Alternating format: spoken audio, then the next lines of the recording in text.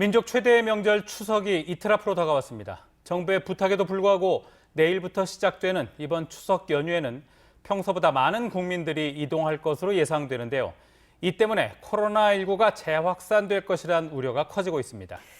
네, 그렇습니다. 대구시는 시민들이 대구 안에서 연휴를 보낼 수 있도록 풀어줄 건 풀어주고 단속과 점검은 한층 강화하기로 했습니다.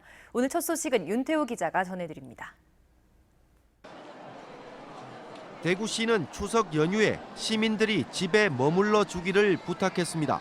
하지만 닷새나 되는 연휴에 집에만 있으라고 하는 건 창살 없는 감옥 생활을 하라는 것과 마찬가지여서 몇 가지 대책을 내놨습니다.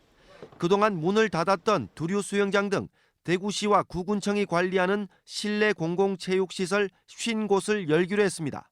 파크 골프장 등 실외 체육시설 129곳은 동일 시간대 100명 이하이던 허용 인원 기준을 평상시 대비 절반 수준으로 다소 완화했습니다. 공공전시장과 공연장의 허용 인원도 정원의 30% 이내로 묶어놓은 기존 방침 대신 정부 방침인 평상시 절반 수준을 따르기로 했습니다.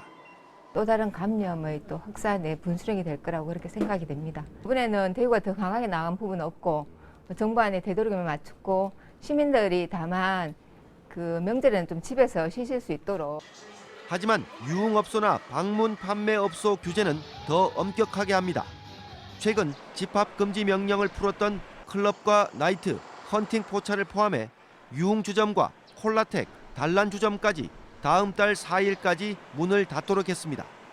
미등록 또는 미신고된 방문 판매나 다단계 판매업체 등 특수 판매업은 다음 달 15일까지 집합 금지 명령을 내리고 교회 등 모든 종교시설에 내려진 집합 제한 조치도 그대로 유지합니다. 문제는 개천절 서울 집회입니다. 광복절 서울 도심 집회 이후 대구에서도 코로나19 확진자가 속출한 전례가 있어 다음 달 3일 개천절에 예정된 서울 집회에 참여하지 말라고 거듭 부탁하고 있습니다. 대구시는 개천절 집회 때 전세버스를 빌려주지 않기로 방침을 정한 대구 전세버스 운송사업조합과 함께 집회 참여 동향을 파악하고 참여하지 않도록 유도하는 데 행정력을 모으기로 했습니다. MBC 뉴스 윤태호입니다.